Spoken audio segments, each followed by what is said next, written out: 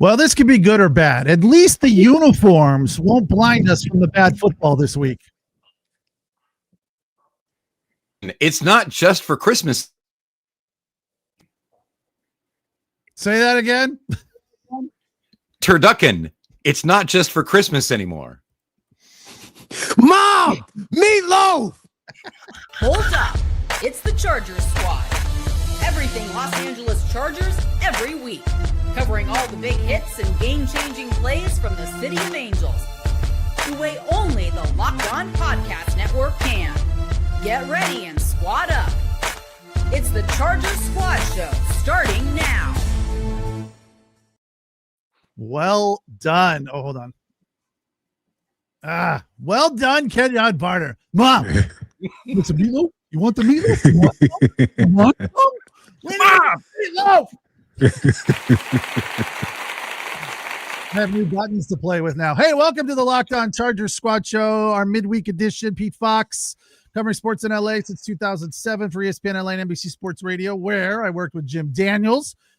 He's been covering sports in LA since 2001-ish. And, of course, Kenyon Barner, the guy that keeps this entire fiasco together. 10 years in the league and 3 rings. And if it weren't for him, the haters would be a lot more aggressive. So we thank you for that. Thank you. Why is it because of me? Well, because you bring respectability to this show. The rest of us are just, hangers on. People win fantasy championships and stuff like that. That's all opinion based. That's all opinion based, and we all know what they say about opinions. Yep. So we got Chargers coming off an ugly loss to the Indianapolis Colts. I'll be honest, it has faded for me a little bit. I'm not as bent out of shape as I was on Sunday. I feel like, Jim's point that we talked about pre-show, which I'd like for you to reiterate about this Colts team being the real deal.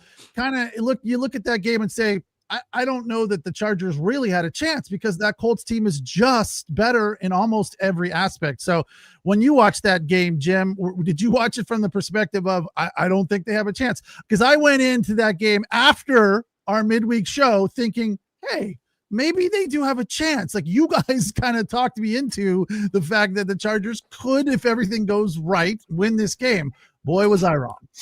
I guess we were wrong in our assumption of that. Look, that team is just ahead of where the Chargers are, and that seems strange when you think about all the changes that they had to do in the offseason and where they are now. But they're playing great ball all over the place. They've punted. Is it 12 times in 7 games? There's a barometer for you right there. 12 punts in 7 games. Are you kidding me? Great offense, great defense. Jonathan Taylor is elite again running the ball, and that's probably the biggest hole in the Chargers team is their inability to stop the run. So when they started running at us, and Daniel Jones, to his credit, man, we've seen him play good ball before, but he's playing really, really good ball now. I don't know who the quarterback whisperer is on that team, but they look like, they look like the number 1 seed in the AFC, and I believe they are. Mm-hmm. So, Kenyon, here's the question I have a couple days out or 3 days after. What are your feelings as to what the Chargers can do or focus on? Like, find one thing right now that is important for them to really focus on as they go into this game against the Vikings. The defense is obviously hurting. The offensive line is a mess. Yeah. Mike says our defense needs to get back to basics, which is, I think, a very good game plan. What are your thoughts? I'm not against that at all, but I'm going to stay right there on the offensive side of the ball, and we need to figure out a way to create a run game. We need to figure out a way to take some pressure off of the offensive line, off of Herbert, and create some space. As long as this team is one-dimensional and as long as defenses can make them one-dimensional, it's going to be a struggle. We have to figure out, Greg Roman has to go into his genius bag and figure out a way of how to develop and curate a run game for this offense to be successful. And if we can do that, then we can now stay on the field on third down. We can now get into stay ahead of the sticks. We can get to second and short, third and short, and we can stay on the field, which will preserve our defense, right? The defense is playing a lot of football right now, and that's not an excuse. Your job is to play football when you're called on to play football, but nevertheless, we got to develop a run game.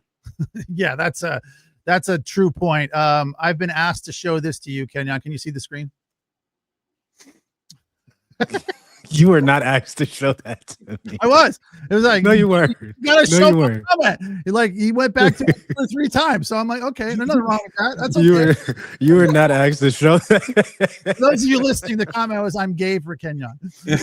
Listen, I love you too. Okay. Hey, that's not the first time I've heard that. People that just hear especially the people that listen, your voice is just, makes us seem very, well, listen, I'm gay for y'all too. I'm happy for y'all too. Okay. We all in here happy. I love y'all. That's right. So look, over the last 3 games, the Chargers defense has allowed the most yards in the NFL. They are the worst defense in the NFL over the last 3 when it comes to yards allowed. So that is a big problem. And one of the comments I read coming into this today was that a lot of people aren't talking about it. Like, the Chargers defense is getting a pass. I'm like, I don't know what shows you're watching, because we're not giving them a pass. We're not giving them a pass. So the fact is the line has focused, taken a lot of our attention because it is so bad. But the defense really, over the last 3 has been terrible as well. And, as you said, KB, if they could get a successful running game, it would make things a whole lot better for the offense. I don't successful that's a large leap for me. I think if it could be respectable, or at least a factor, like this game, they had no run game, 9 carries for 20 yards for Kamani Vidal, Haskins 1 for 3, or Haskins rather. That's not enough. So is it easy enough, simple enough to just say, you got to give those guys the ball more? I mean, we've talked about that a lot here over the last few weeks, that they're just not giving the ball to the running backs enough. Is that one way of, just making the run game more effective, just giving the guys the ball more? I think you're spot on. I think it's instead of just hand off, it's got to be swing pass. It's got to be bubble screen.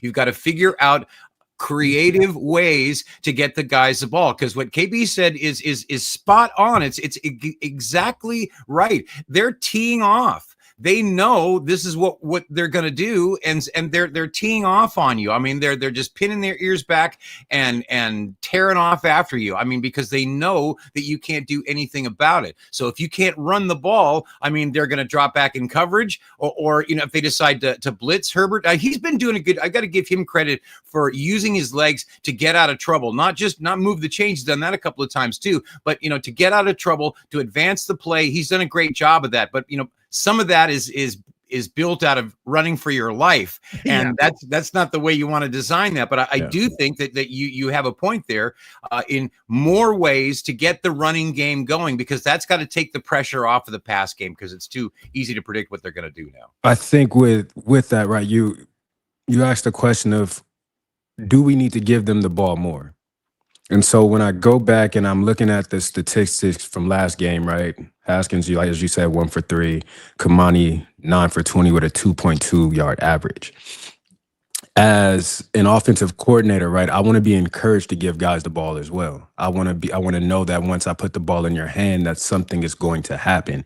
Now, Kamani Vidal had that great game a couple of weeks ago, no doubt about it. But again, I said this after that game, I said it last episode, and I'll say it again. Once teams start game planning for you, there's a reason why you have #1 backs in the league, right? There's a reason why you have Christian McCaffrey's, why you have Jonathan Taylor's, why you have these guys who continue to start wherever they go, because they're guys that can get the job done. When teams are game planning for them, they still find a way. It's a lot harder when teams are game planning for you. The offensive line plays a major part in that. And so I empathize with Greg Roman a little bit, because I want to run the ball, but I don't have the line to run the ball. I don't have the line to throw the ball. So I'm stuck between a rock and a hard place of, I know I have the job to do as an offensive coordinator, but how do I effectively do my job when I don't have what's needed to do my job? It's hard. It really is. This is a question that I have said for years and years. I want to ask you, KB. Stop running down the middle. If it's not working, run to the side. That's what my mom says.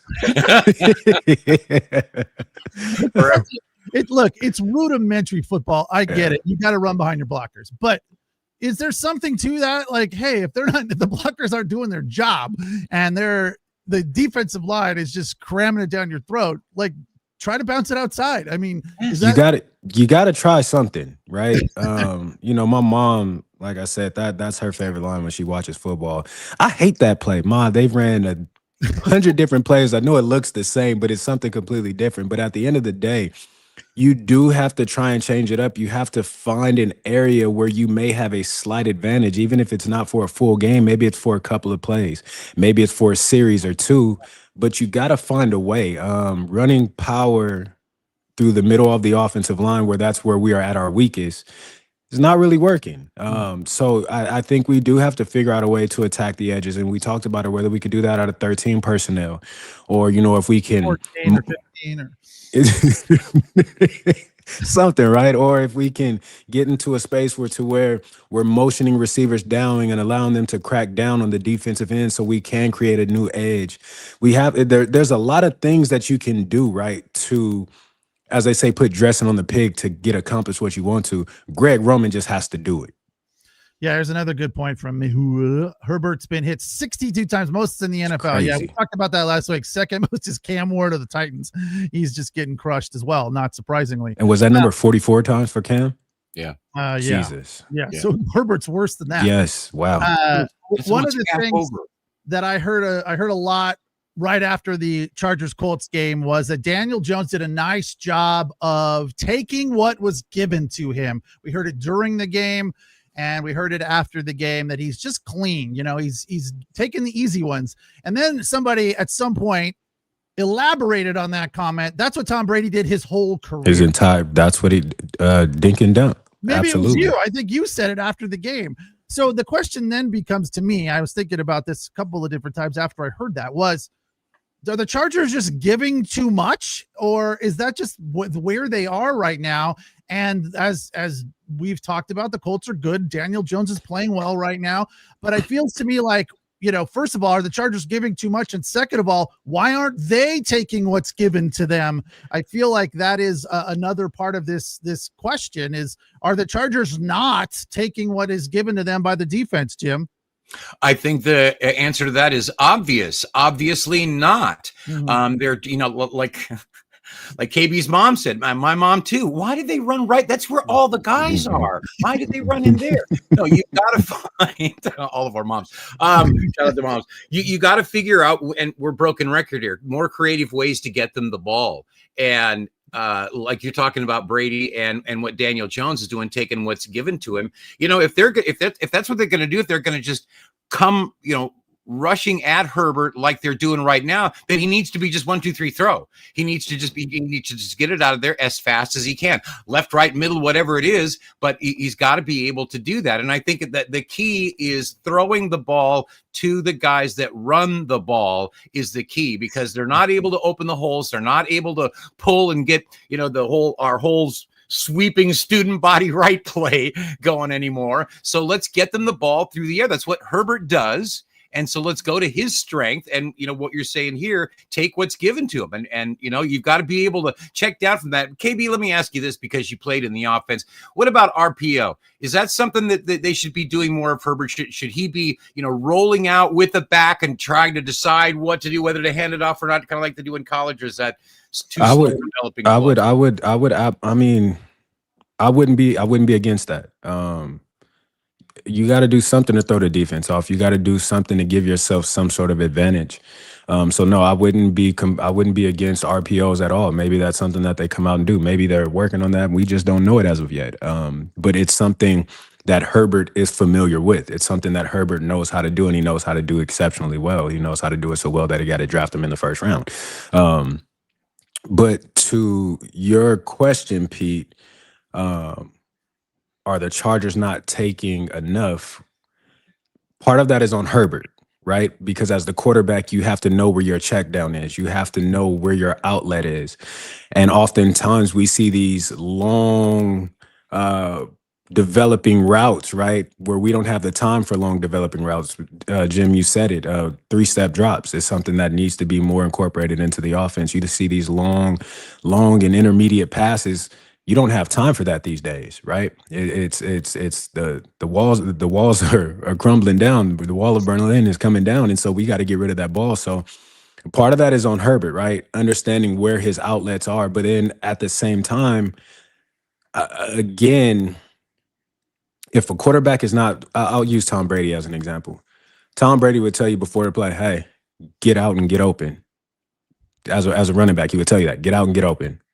If your guy's not coming, get out and be available, right? Because he's telling you, if this doesn't work the way I see it initially, I'm coming right to you. And again, that's a majority of the time, it's a 5-yard gain. You're ahead of the sticks.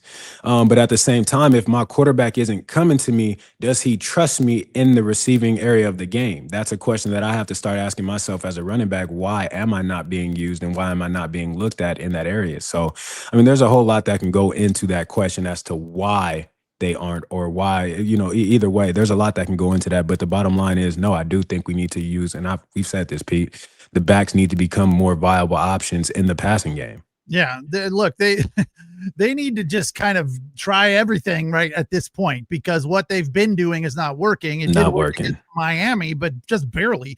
And look, in that game, there was a lot of quick drops. I remember talking about it and writing the note down. Like early on, they were doing that, and it was working. So they need to do it more and just kind of make us sick of it.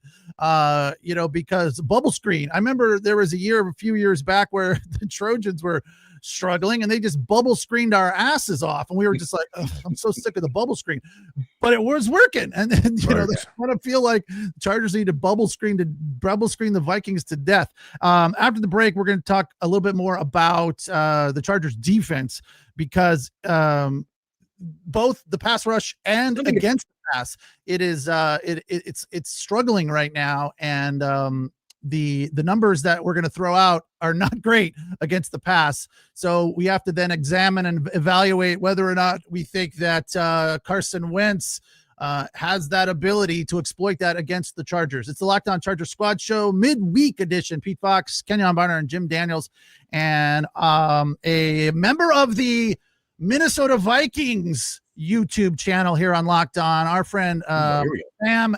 Is it Eckert? I always forget his last name, but Sam is our, boss, supervisor, producer. I don't know. He's coming on the show here at the bottom of the hour to talk Vikings. So we'll do that all coming up here in just a minute on the Locked On Chargers YouTube channel.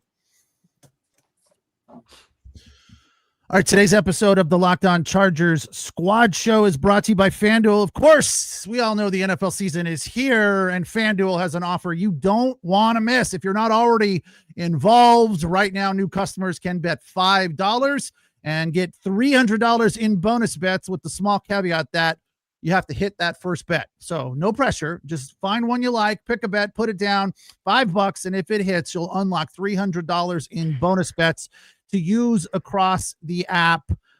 Whether you're a casual fan or love diving into the stats, FanDuel makes the game day experience so much better. We're going to talk about Justin Jefferson's receiving number here in just a little bit, and whether we think the Chargers can stop him or he can get past that number. So what are you waiting for? Visit FanDuel.com to download the FanDuel app today and get started. So, Chargers welcoming the Vikings tomorrow night, Thursday night football. Always fun to mix things up on Thursday night. The short week, I guess, is not great coming off that loss, but I'm maybe to a certain extent, it might be good for the players to get back in there before or later, just kind of wash away what happened against the Colts. But that number for Justin Jefferson, which I thought was interesting. I heard Gronk and what's her name, Katie, whatever, talking about it today on FanDuel.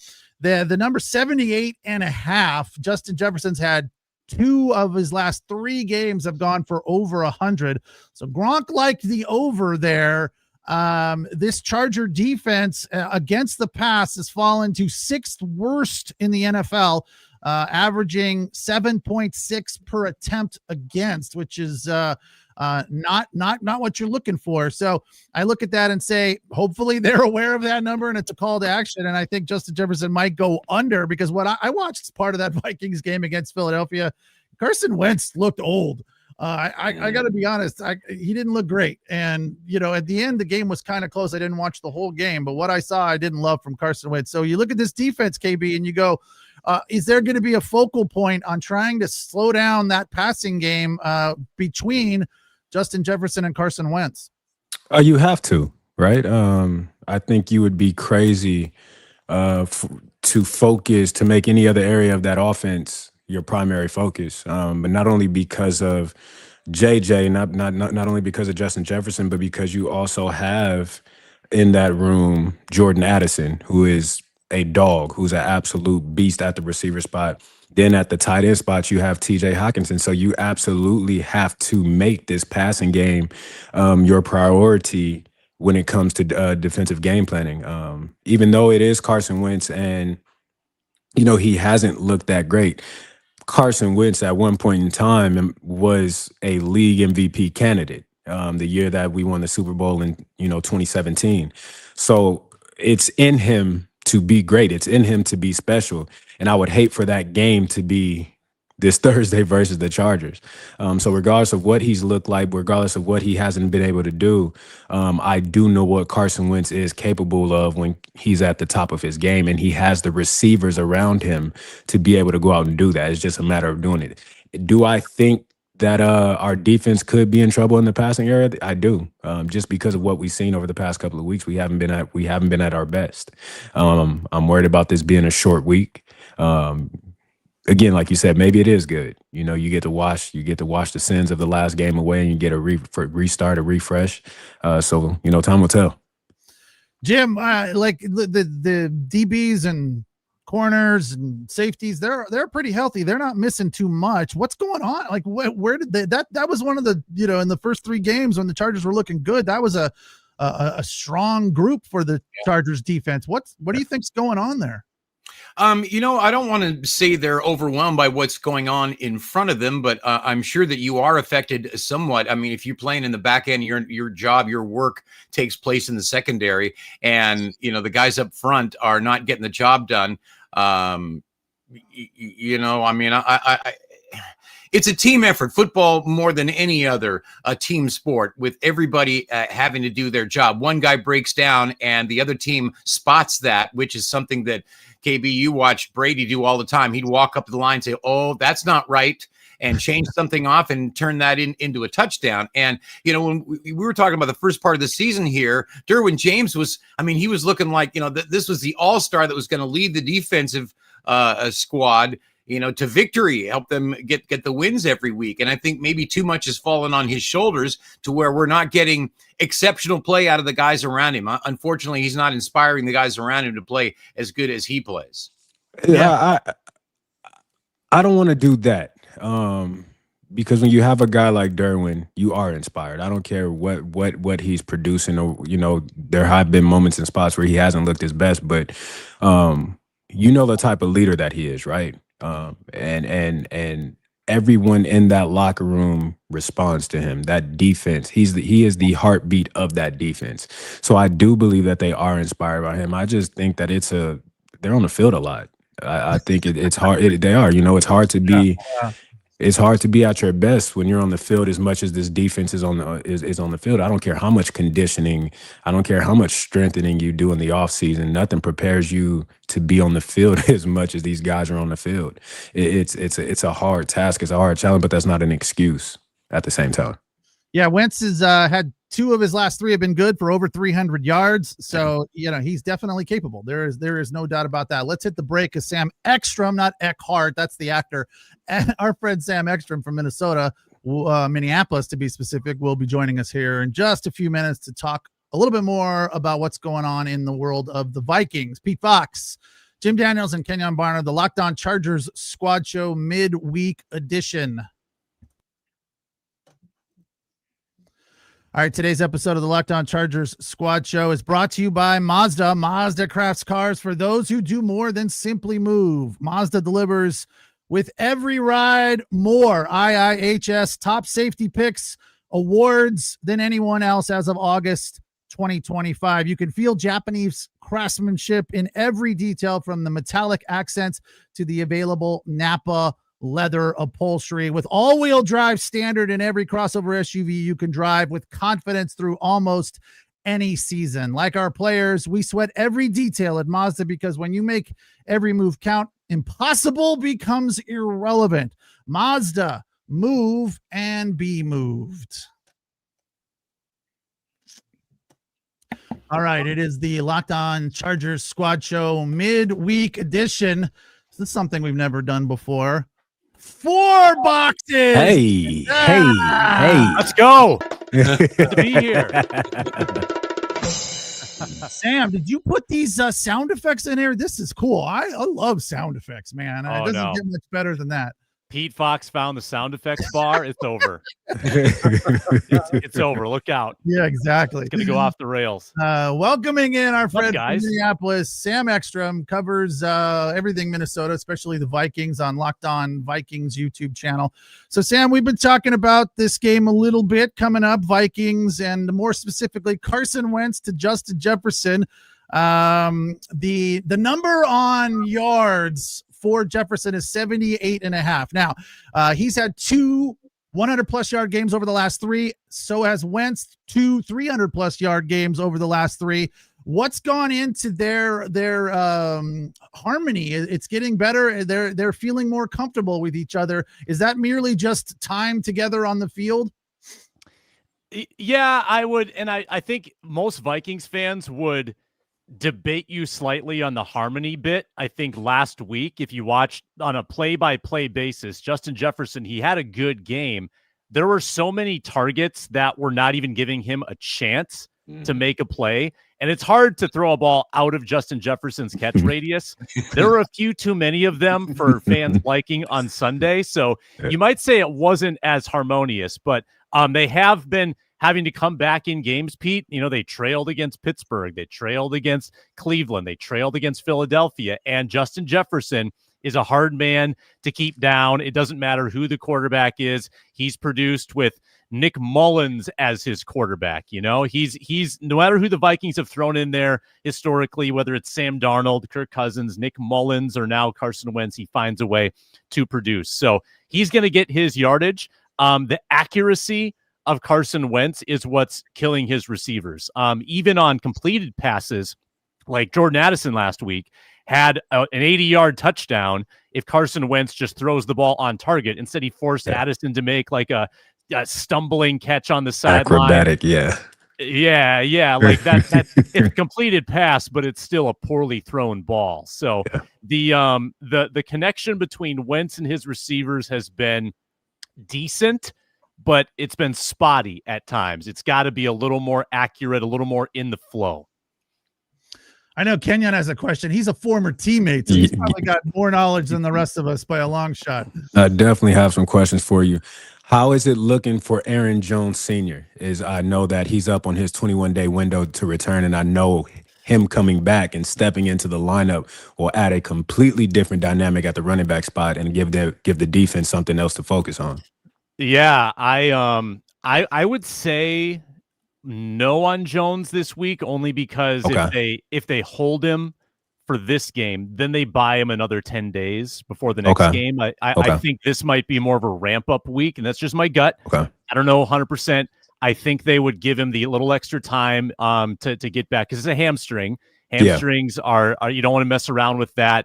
And they're pretty happy with Jordan Mason in there handling the workload. So they're excited to get them both back and have that 1-2 punch.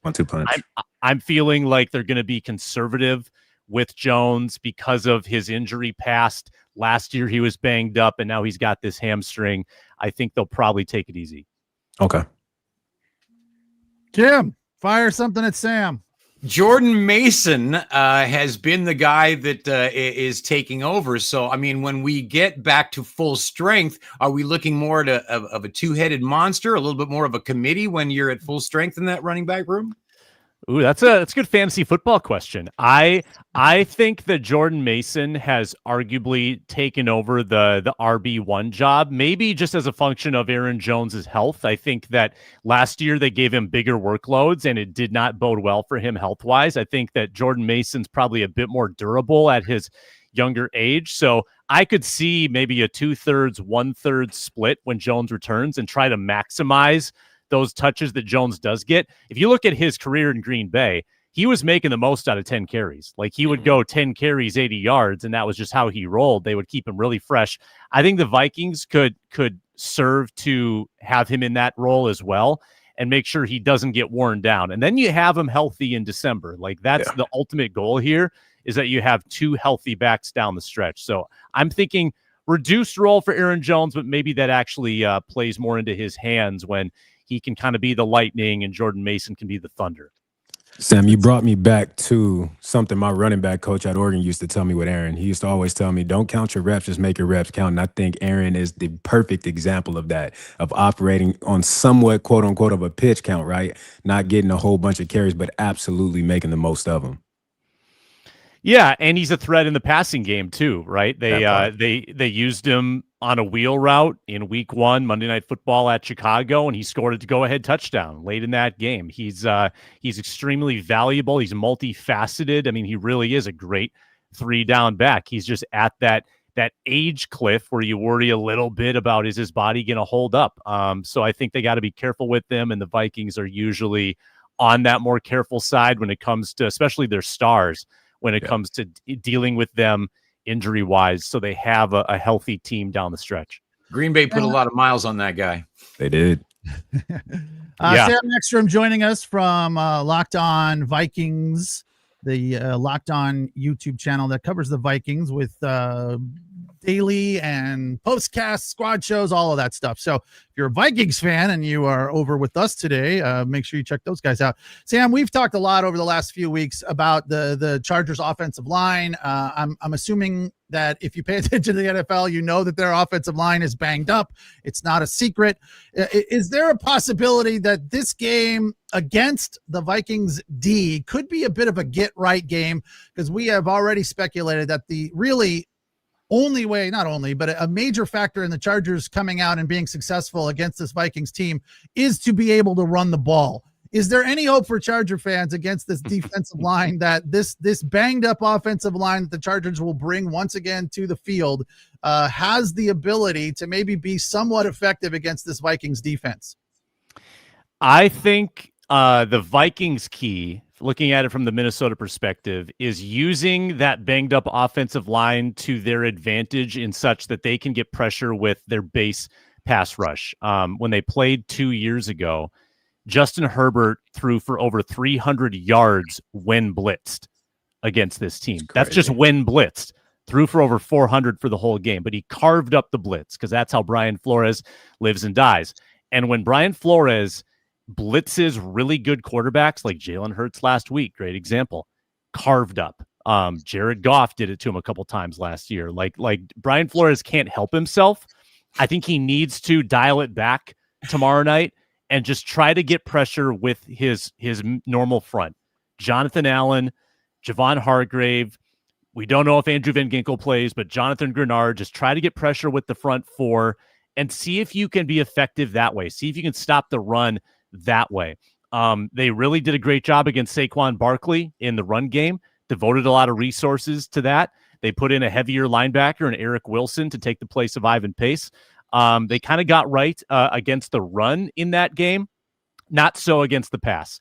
They're going to have to stop the pass in this game, and I think that their history against Herbert, the quality of their cornerbacks, this bodes well for Justin Herbert. So I'm concerned about that piece of it. If they decide that they need to send extra rushers, and you've got Ladd McConkey singled against Jeff Okudah, that makes me really nervous. You got ahead of me, because I was going to ask you about their secondary versus this stout receiver lineup. When you look at Ladd and when you look at Keenan Allen, where are the areas of the field do you think that they can be most effective? I mean, Ladd Ladd feels a bit like a Puka Nacua to me, who has carved up the Vikings in the past. He's super instinctive, good separator. Like he's going to find soft spots when they show zone, and they will show zone.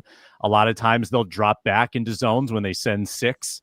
And that's where Herbert, being as savvy as he is, McConkey being able to find those soft spots.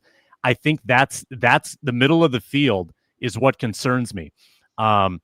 I also think that the depth at corner isn't fantastic. Like if you get a favorable matchup against the CB3, that's Jeff Okudah, I think that's advantage Chargers 100%. The Vikings kind of force quick decisions. They force quarterbacks to get the ball out quickly. If the quarterback knows where to go with it, there's going to be an outlet. There's going to be a place to get the ball. So if Justin Herbert's brain is functioning quickly tomorrow night, I think that Jim, you're the fantasy guy. McConkey could feast. Allen could feast. Allen has had a huge games against the Vikings, whether it's the Chargers or the Bears. So I think this is it's going to come down to red zone defense. Can the Vikings slow them down when the Chargers get to that key spot on the field? So some inside stuff here real quick. You had a soft at corner on one side is what I want to write this down here. All right.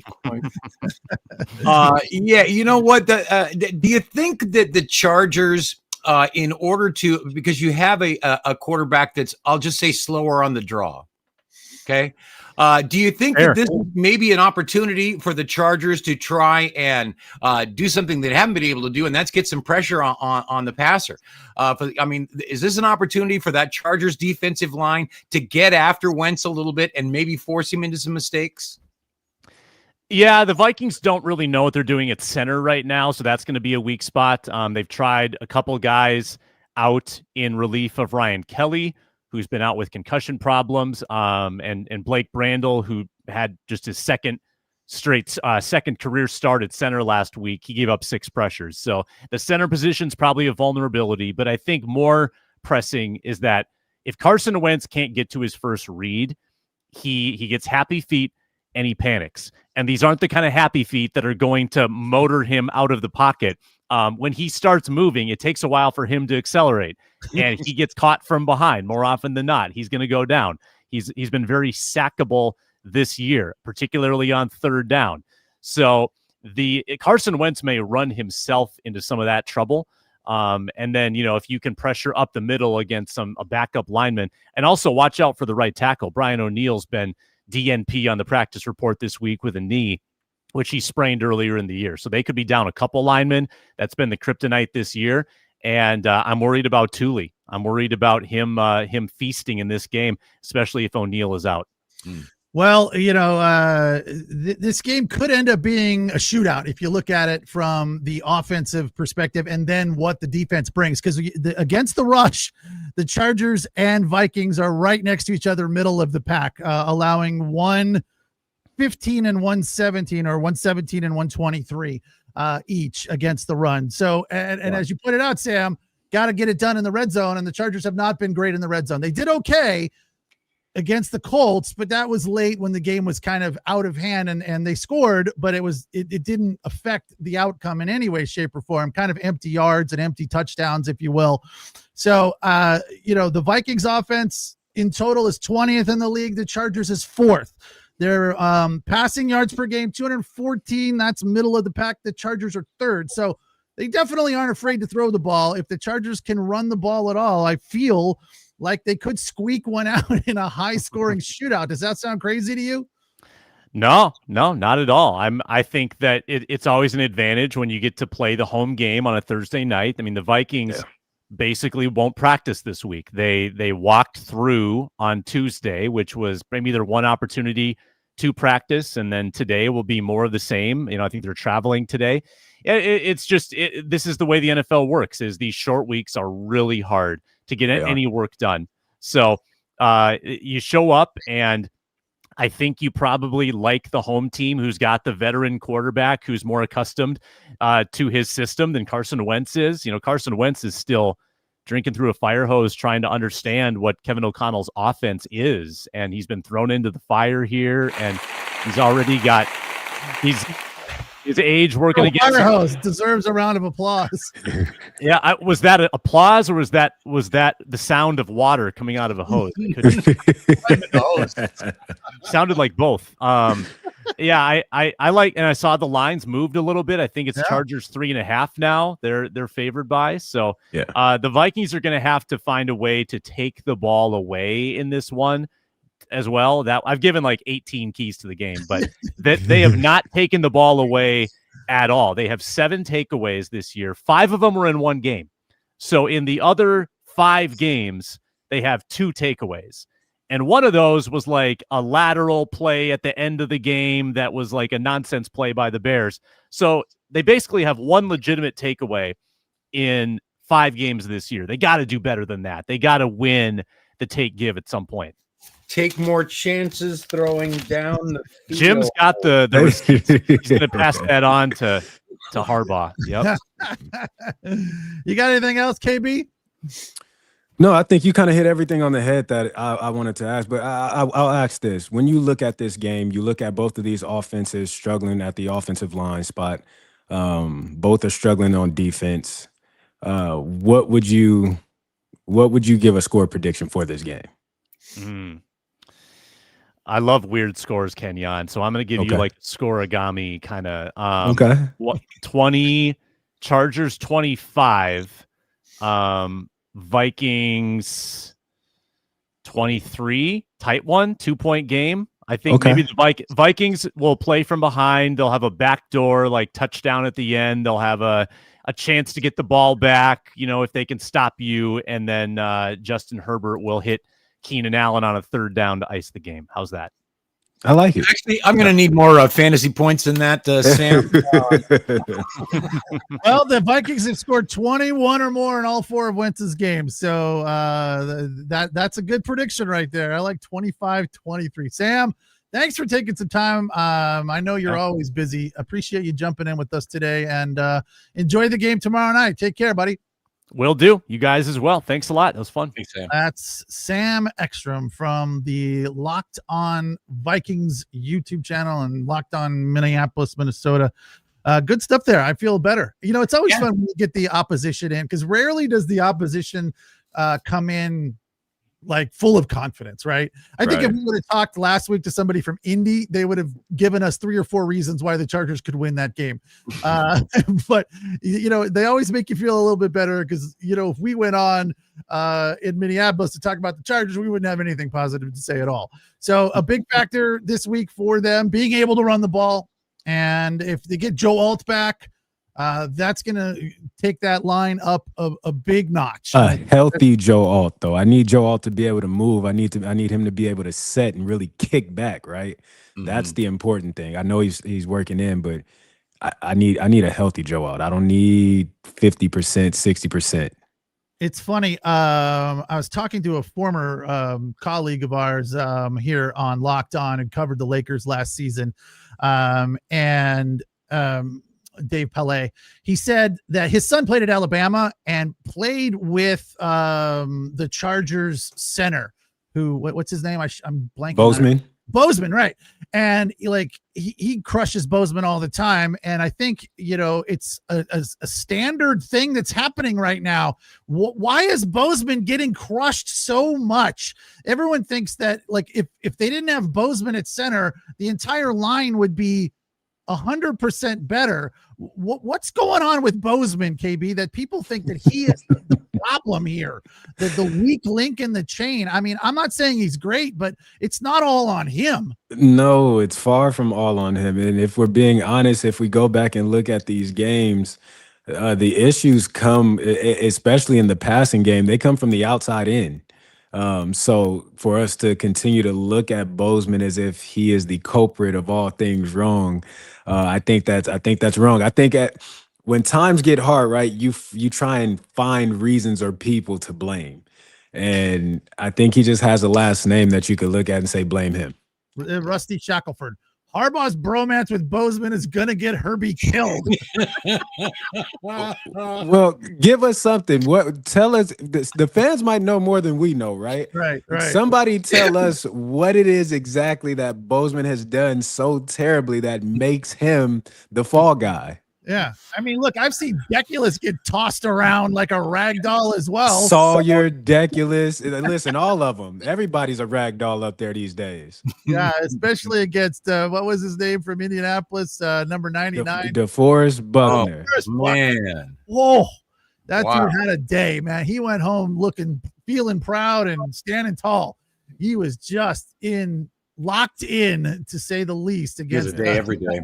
Yeah, he does. All right, final segment coming up. It's the Locked On Chargers Squad Show. Getting ready for Chargers Vikings tomorrow night at SoFi. Pete Fox, Kenyon Barner, and Jim Daniels. We will be right back. All right, today's episode, final sponsor of the show, brought to you by Game Time, one of my favorite apps in my phone when it comes to going to sporting events. Now that the NFL season is in full swing, and you feel like, hey, I'm comfortable with where my team is, if they're good or bad, and maybe right now is a good time to go to a Charger game because the tickets will be just a tad bit less. So bust out that Game Time app and start looking for tickets, because nothing's better than seeing your team in the home stadium, being surrounded by the fans, cheering on your team, and just being a part of live sporting events, especially football. But sometimes queues and login screens and pricing can make you feel a little bit discouraged about how it all works out in the end. That's why I use Game Time, the app that gives you the advantage, gives it back to the fans. Game Time is fast, easy, and backed by the Game Time guarantee. You'll always get 100% authentic tickets delivered on time and at the best price. Plus, all fees are included, so the price you see is the price you pay. Another great feature on the Game Time app is views from the seat, because sometimes, you want to see your view and like, is this going to be okay? If you move over a section sometimes, or you go back a section, it can save you a lot of money and not really affect your view.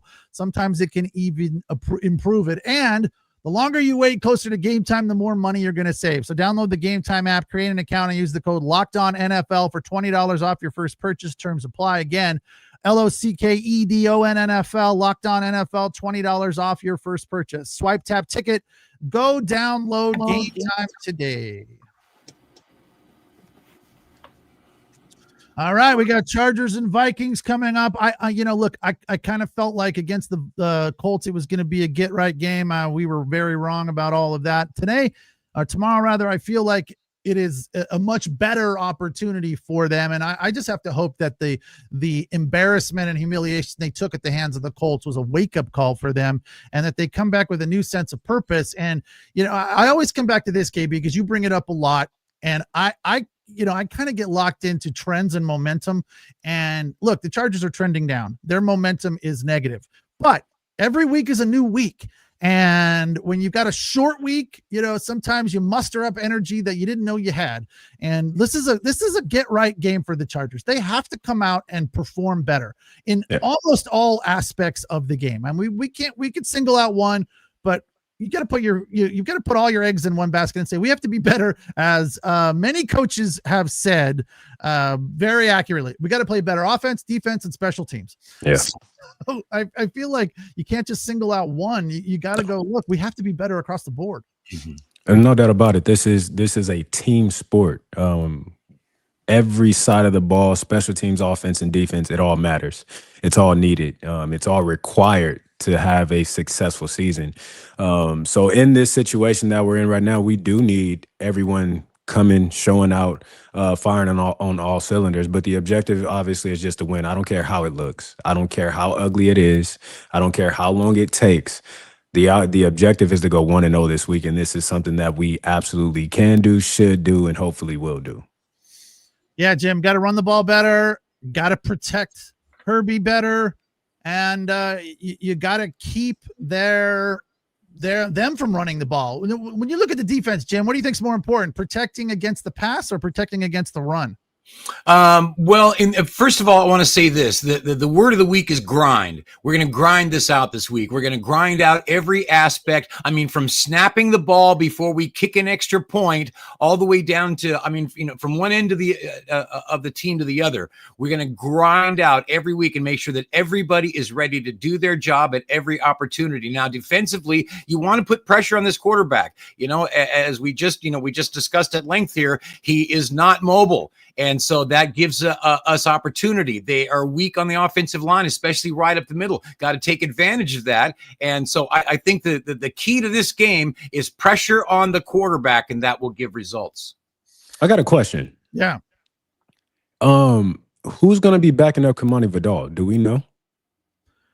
Well, is Haskins hurt? Am I missing something? If I seen that correctly, I think he is. Let's check that out, because that's a very good question. I thought I seen it. I don't want to misquote or say something wrong, but I'm almost certain that's what I seen. Doubtful. Non-participant in practice. I don't know who else is on the practice squad. I don't pay attention to the practice squad, and you guys in the chat can call me an idiot for that, but I'm sorry. I've got listen, it's hard to pay attention to the practice squad because they don't ever really put out there who's all on the practice squad. The practice squad players don't get attention like that. Yeah. So Pipkins is questionable. That's positive. That's good. That's good. Joe Alt is questionable. Troy Dye is questionable. Elijah Molden questionable. Jamari Caldwell questionable, and Agbonia is on the IR. So that's the update. Ugly injury. So it's a question mark as to who else can run the ball for this team. I don't know. I don't know who else is there. We'll have to wait and see. But look, let's hope that it's Vidal. Let's hope they give him the ball in the team. 25. Wow, I was hoping for 15, Jim. That's bold. Yeah, that was a bit aggressive. He's the only guy. Who else can give it to? Yeah, so I don't know if we do want to give him to him 25 times if we can't. Listen, if we can't block the air. Kenyon, what's the most times you touch the ball in a game, college or pro? College for sure. At USC, I think I ran the ball 37 times. Oh, I remember that. Yeah. Or you like the next day? You were young. The next day wasn't the problem. It was Tuesday that was the problem. Oh, okay. Like Sunday Monday. I'm sorry. Monday was the issue. Monday, boy, I could barely walk. I didn't want to talk. I didn't want to think. I didn't want to blink. I remember going to a game when I was at San Diego State, and Marshall Falk ran for over 500 yards that day. I don't remember the amount of touches, but that was just a crazy game. Unfortunately, that record lasted for 1 week because some guy from the University of Pacific the next week ran for 550. And I know the University of Pacific, some school no one's ever heard of, but it surpassed Marsh's record the next week. So that was brutal. Yeah. A week. So we hope that Kamani Vidal runs for 500. I doubt that will be the case, but I look, as we said, your factor of getting to the quarterback, Jim, I think is dead on. They got to do that. Always got to win the turnover battle. They cannot give the ball away this week because they can't afford to. And then third for me, if it's not too many keys to ask for, is you have to run the ball better. You got to run it more. At least give them the appearance that you need to run the ball. Give them the illusion. Yes. Give them something. Yes. Please. So tomorrow night, 5:00, we'll be on right afterwards to break it down. You guys got any final thoughts? Win, baby. Just win. That is it. Win. That's my final thought. I don't think they need to shock the world by winning this game, but a win sure would be nice, man. The trade deadline is close, the 4th, right? I mean, are we even considering trading for anything? Running back, offensive line? Are we looking for any help? Are we willing to give away draft picks for help? Yes, all of that. Yes, but I don't. As we've said before, I don't think anybody good is available. Like nobody's.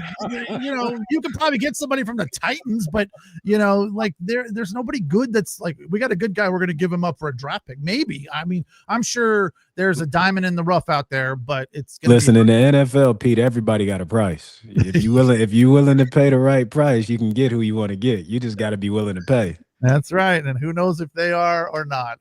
That's going to do it for us here on the Locked On Chargers midweek squad show. For Kenyon Barner, 3 rings, 10 years in the league, and Jim Daniels. I am Pete Fox. We'll be back with you guys, the 3 of us, doing it again tomorrow night right after the game. So make sure you join us. Take care. Have a good night, and go Chargers.